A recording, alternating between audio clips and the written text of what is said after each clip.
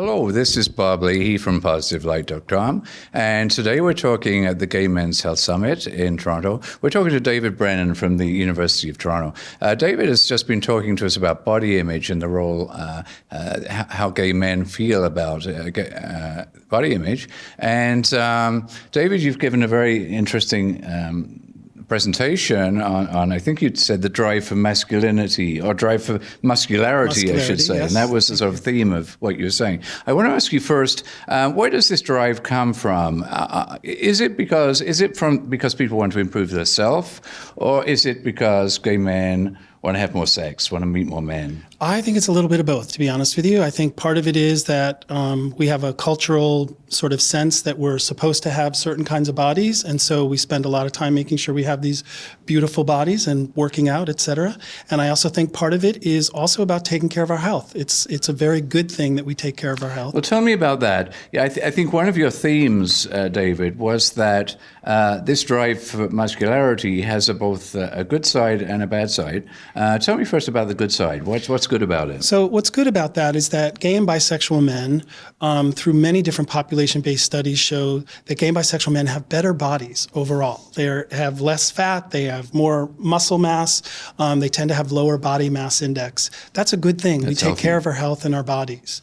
The issue becomes when it becomes an obsession and when it impacts how we feel about ourselves, our self-esteem, our sexual prowess, when it impacts when we feel depressed because we feel like we don't have this body we should have. Okay, let's talk about more about that. So the bad side is, and when does it become a bad side? Is there an obsession thing going on that becomes a negative with? Yeah, I think I don't know that there's an exact line, but I think, for some people, if it's all that they're really thinking about and their whole lives are built around making sure they have this perfect body, does it impact the rest of their lives? Does it impact relationships with family and friends? Right. Or are they constantly in a state of disappointment or depression or feeling rejected in such a way that it doesn't, they're not taking care of their health in other ways? So that's the bad side. Tell me about the role of magazine covers, of gay porn. How does that influence our own view of our own bodies and what we do about it? Well, there's actually a lot of research out there. I shouldn't say a lot. There's some research out there that shows that, gay and bisexual men tend to watch a lot of porn. And when we look at these images, it actually impacts how we feel about our body image. We try to relate to the character, and we don't. We feel like, I should look like that, and I don't, and it can impact how we feel about ourselves. So that's a bad thing, and we can feel worse about ourselves. It can. I'm not suggesting people shouldn't enjoy porn or enjoy beautiful images. We all want to look at beautiful things, so let's look at them. The issue is whether or not, and we don't really know this yet, whether or not it impacts too much about how we feel about ourselves. But I think your research tend to indicate that overall there are real negative things that can come out of having this ideal figure. If it's too big and too much, and you're constantly setting yourself up against a bar you can't reach, based on age or race or those factors are important too. You may just not have that body or not be able to have that body. Yeah, is straight porn different to gay porn?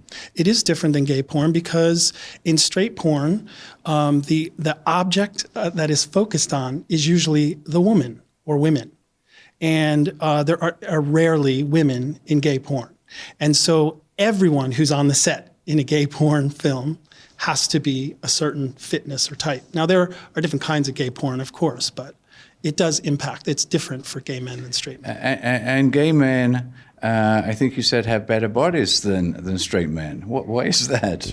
Well, I think because there are a couple of arguments. One is that because of HIV, actually, that, at one point in time, gay and bisexual men felt like they had to take extra care of their health, because if they didn't look healthy, people might make assumptions or stigmatize them as maybe someone who is not healthy or well. So that's one. It's also about masculinity.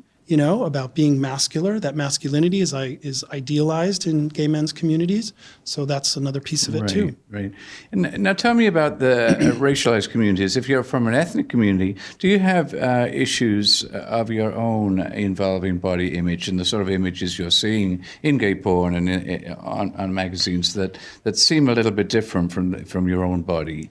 Well, a lot of the commercial gay porn is in the hands and control of a few people, and and they reach out to the masses. And so very rarely are men of color identified or visualized in gay porn. And if they are, they tend to be stereotyped to be in certain behaviors. So black men are expected to have sexual prowess and virility, masculinity, big dicks. Asian men are stereotyped as to being feminine, submissive, et cetera, et cetera. These are stereotypes that we constantly replay over and over, and it limits people's capacity to feel like they can have other choices about their sex life. And this is the research that you've done. This is based on my and what you research, hear yeah. too, I think, from people from ethnic communities too. Absolutely, yes. Let's talk a little bit about people with HIV. They have their own body image issues. Do you want to touch on some of the big ones? Yeah, I would say that probably about 10 years ago or so, as the protease inhibitor stuff was really moving into the community, people were having concerns about lipodystrophy and their body and feeling like they didn't want to have a body that looked like it was that had HIV or had any symptoms of HIV. And so there was a lot more distress back then. That has shifted over time. And in fact, some recent research this past year showed that people with HIV have no different body image concerns than gay men. In other words, they have just as much as those folks who are not HIV positive. But that's shifting over time. However, HIV positive men do tend to be more thoughtful about what's going on with their bodies. They're more aware of physical sensations and what's physically going on with them. Again, this is based on some recent research. Right. So are we finding then that HIV positive men are working out more, would you say? I'm not actually sure about that, to be honest with you, but I think it's probably about the same based on some work by some colleagues of mine. But there is more consciousness of their body and what's happening and the need for healthy living, Yes. and so that impacts on body images. Yep. And so that's a good thing. I mean, again, it's this tear between, yes, we should be taking good care of our bodies, and at the same time. There are also some HIV conditions which do things to the body. We know that. Have you had research which sort of comments on how people feel about their bodies in those situations? I'm thinking about sort of wasting and neuropathy and thin legs and all those sort of things. Yep. There again, some research that was done a few years ago showed that desire to be a more muscular and have a more muscular body was more prominent among HIV positive men than HIV negative men.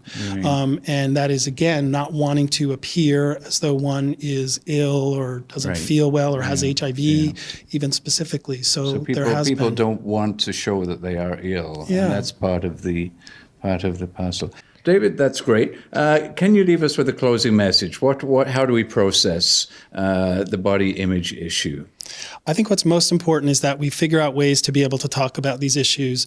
As gay and bisexual men, we're really, really comfortable talking about all kinds of body parts: hands, dicks, asses, legs, chests, biceps, but we're not willing to talk about our own bodies. And it's very, very tricky for us. We don't feel comfortable usually doing that. And I think we need to find spaces to be able to talk about it so much more, because it's a good thing that we take care of our bodies.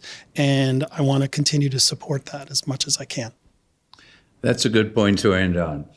David Brennan, University of Toronto, body image specialist. Thank you for talking to Positive Light. Thank you.